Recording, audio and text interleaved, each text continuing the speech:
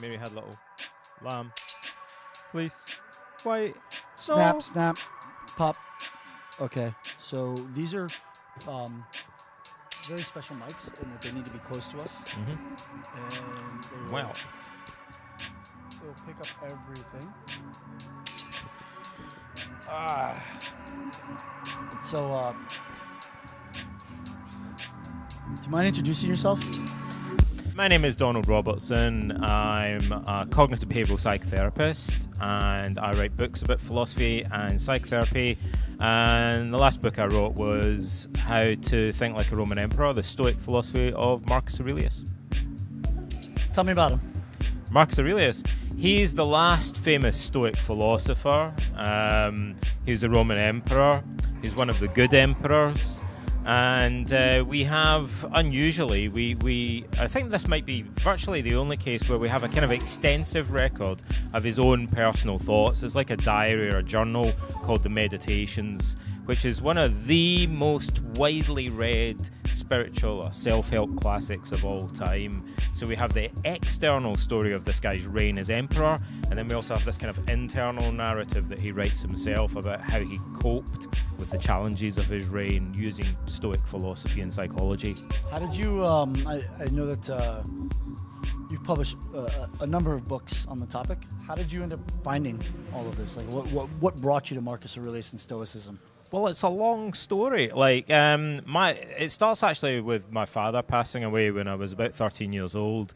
And I come from a small town in Scotland called Ayr, where a lot of my friends' fathers were Freemasons. So my father didn't leave very much behind, except some books on Freemasonry, and I read those.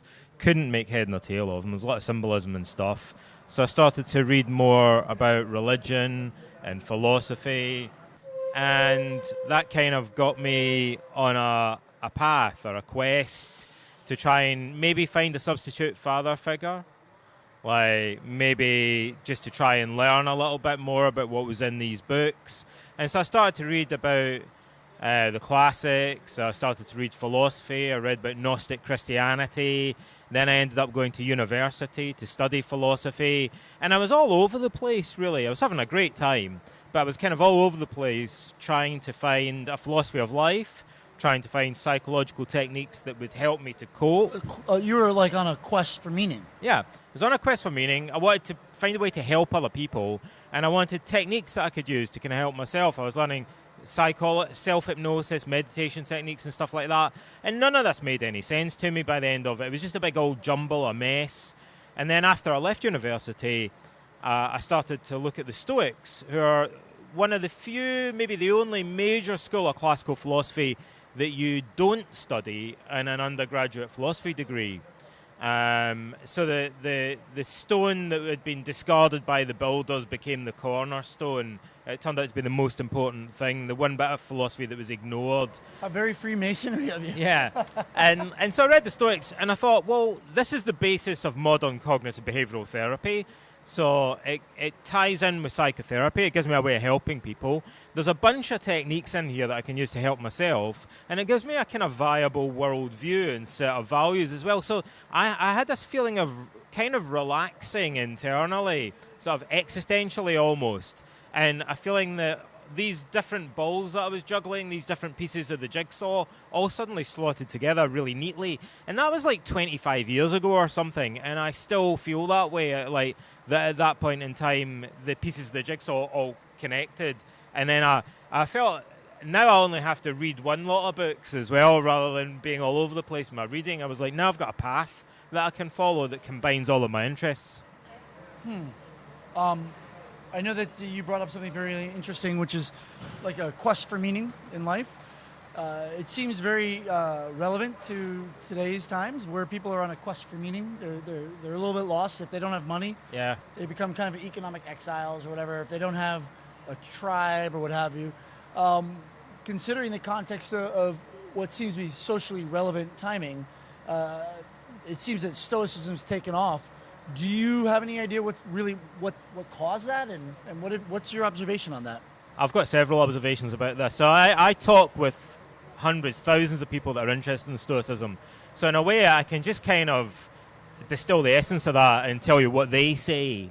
So over and over again, people tell me that they got into Stoicism because they saw it as a Western alternative to Buddhism.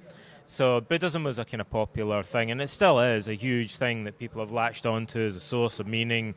But some people felt it was kind of a bit too exotic or alien, and so the Stoicism gives them something that they feel is more consistent with their cultural norms and values. So it's like westernized Buddhism. So it's a kind of Western version of Buddhism. They say it gives them a kind of secular alternative to Christianity.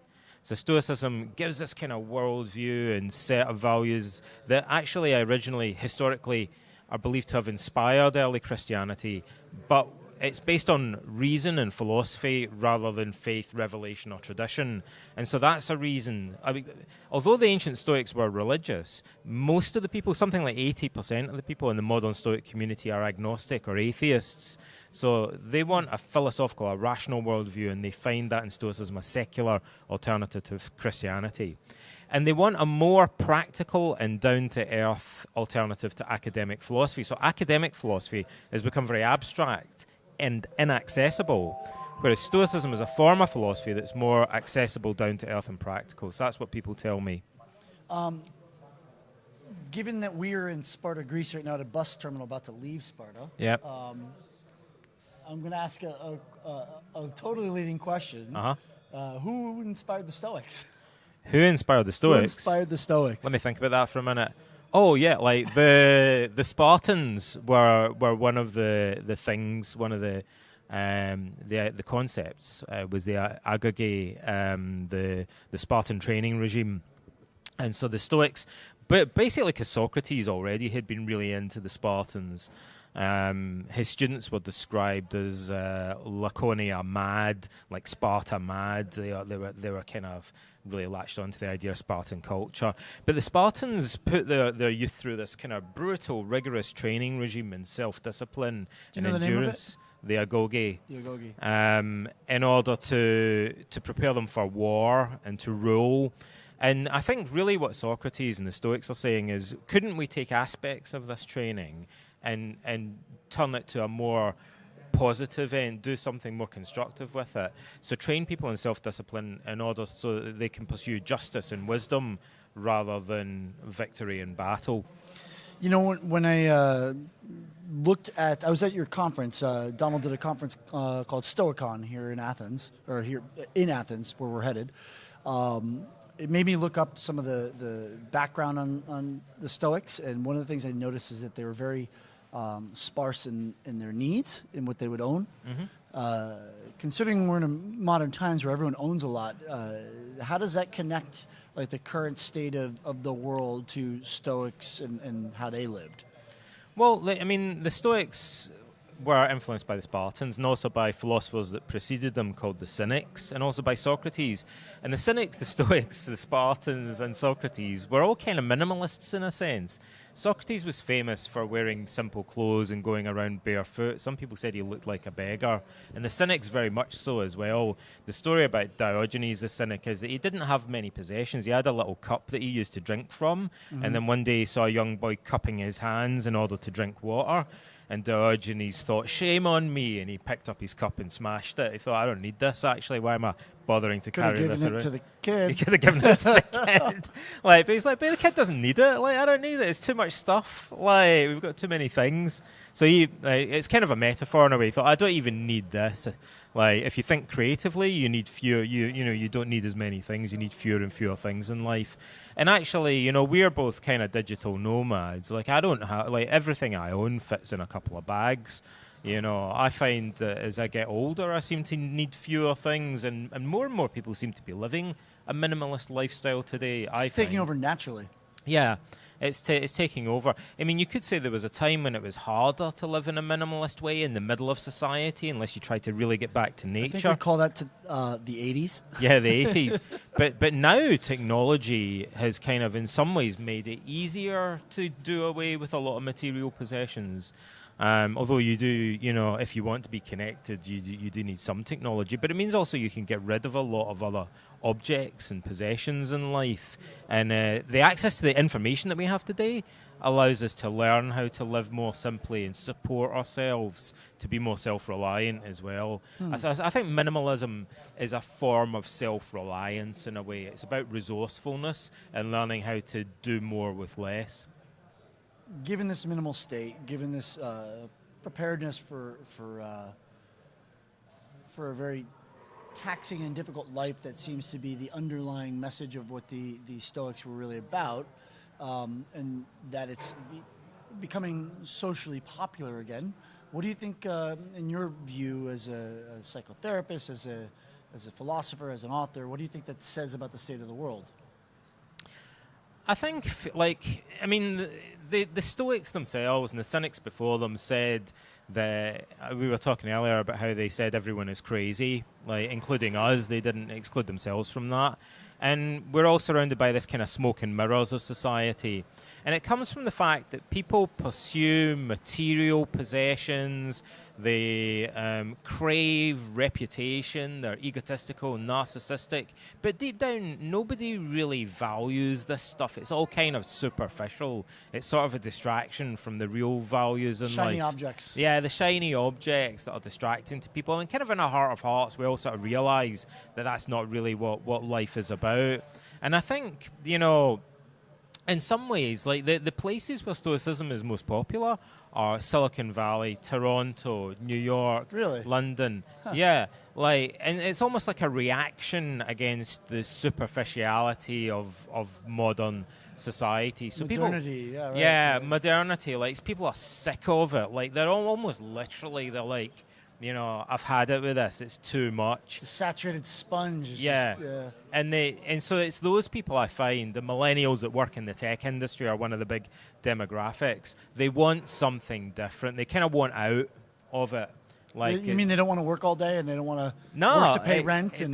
Or as Marx said, they're alienated. I like to say they're surviving capitalism, but I'm loading the dice already. Yeah, they're trying to find a way out of this pit that society has kind of got them into. They feel alienated, and they there's ennui. There's a sense of that life lacks meaning, and they want to kind of rediscover a sense of purpose and meaning in life. And Stoicism, for whatever reason, seems to offer them a way out, and people are latching onto it. And also, they're staying attached to it because they find it works out for them in practice as a way of reappraising their life and finding a new sense of direction. I got to ask a question. I said I'd dance around it, but I'm going to dance around a little bit here. We live in a capitalist society. Uh-huh. Were the Stoics capitalists themselves, or if they were what was their leanings? But see, this is a vexed question because we don't really 100% know the answer, and the answer is complicated. Because Marcus Aurelius was an emperor, so he, in theory, embodied it. Let me tell you that the founder of Stoicism was a guy called Zeno of Citium, and he was a wealthy dye merchant. He was a Phoenician, and the Phoenicians traded this purple dye called Tyrian or imperial or royal purple. It's one of the most precious commodities in the ancient world, and his ship sank, and he lost his entire fortune at sea and ended up shipwrecked at Piraeus near Athens. So he was suddenly like a beggar and a foreign immigrant at Athens. No friends, no money. And so he said, the most profitable journey that I've ever made was when I lost everything at sea, because then I reappraised my life and I started to value wisdom and virtue and strength of character instead of all these kind of material possessions that I had before. And he wrote a book called The Republic, which unfortunately is lost now, which was the founding text of Stoicism, and it was a critique of Plato's Republic. But it seems to have been a kind of almost proto-anarchist book. Like he said, the Stoic ideal, this kind of utopia that he described in it, there wasn't any money, there weren't any law courts, there weren't any temples, and he wanted everybody to kind of live with equality. Stoics weren't capitalist people. Stoics weren't capitalists originally, but then it may be, I don't know if the Romans were as comfortable with this aspect of Stoicism. It seems like over the centuries, Stoicism was around for nearly 500 years. And so it kind of evolved over time, and something that was maybe lost was this kind of original kind of critique of capitalism, if you like, and this kind of proto-anarchist political agenda that maybe the Cynics and the early Stoics had. Like later Stoics, like Seneca, most famously, was a billionaire. He was one of the richest men in Roman history. You are. So, different Stoics throughout the centuries maybe had different political opinions, economic opinions. The name of the series called Surviving Capitalism. The question is, what does it mean to you? Answer as you want, or you can pass on this one. No, I'll answer that. Surviving cap. I mean, like, the one thing that the Stoics fundamentally would say is this idea of typhos, of like the smoke and mirrors. And they would look at capitalism and say, yeah, the majority of the problem in life, the problem with you guys is that we all buy into this worldview and set of values, which is fundamentally, to use a technical term, bullshit and crazy and insane, and nobody really believes anyway, but we all go along with it out of a kind of a cultural inertia. So the Stoics would say, yeah, the world's crazy. We're all milling around pursuing fame, reputation, wealth, like too hung up on what other people think of us, too hung up on material possessions, and none of this really brings true happiness. They would say true happiness comes from within. Your mum could tell you that. A child could tell you that. But somehow we struggle to kind of really assimilate that wisdom and live in accord with it because we're distracted by the shiny objects. So surviving capitalism would be penetrating that smoke screen on a daily basis and seeing through the kind of illusion of the cultural values that surround us just because everyone else is running around like headless chickens, buying into these superficial external values. It doesn't mean that you have to go along with it too. Where the Stoics called this an epistrophe, conversion. And that word literally, originally, the word conversion means a turning around, like a U-turn, like a radical upheaval in your entire worldview. So that's what the Stoics were aiming for, kids. Like, they wanted to turn your world upside down, really because they felt there's something about society that tricks us into this kind of superficial set of values, and we need to smash it, like see through it, and learn to embrace more genuine, authentic, and fulfilling values and a more fulfilling mode of living. That was impressive. So if you were to offer any advice to anyone anywhere in the world about anything, or you want to say anything to the world about anything, what would you like to say? Well, Marcus Aurelius said, one of his favourite sayings, he repeats this, I think, 3 times in the Meditations, and it's hard to, in Greek it's just like a few words, it's a very pithy saying. He says, stand upright, don't be set upright by others. In other words, stand on your own 2 feet, be self-reliant. Like, don't be too swayed by other people's criticisms or their praise. Listen to it, take account of it, but use your own judgment. At the end of the day, everything has to come back to you using your own judgment. Even if you listen to an authority, you've got to use your judgment to decide whether you're going to listen to that authority or not. But we become lazy and go along with things, and we get sucked into the kind of tide of society.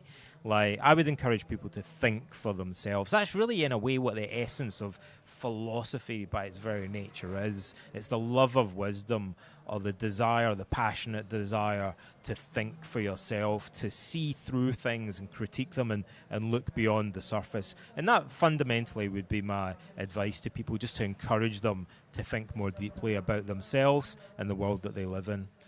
Given the context of your advice to the world, and where we're at, do you have hope that will happen? What do you see happening? I think so. I mean, we see these things kind of happening in cycles in society, but I think the internet age has brought through a revolution, an information revolution, whereby people feel more alienated. And that hurts. Like, people are suffering right now in ways like that are different from the way that our parents suffered. And so there's turmoil, there's chaos, there's confusion. But out of that, I think what comes is a greater desire on the part of people, especially younger people, to look at the world in a different way. So people are increasingly driven to fix this problem that they feel. At the moment, they're just suffering.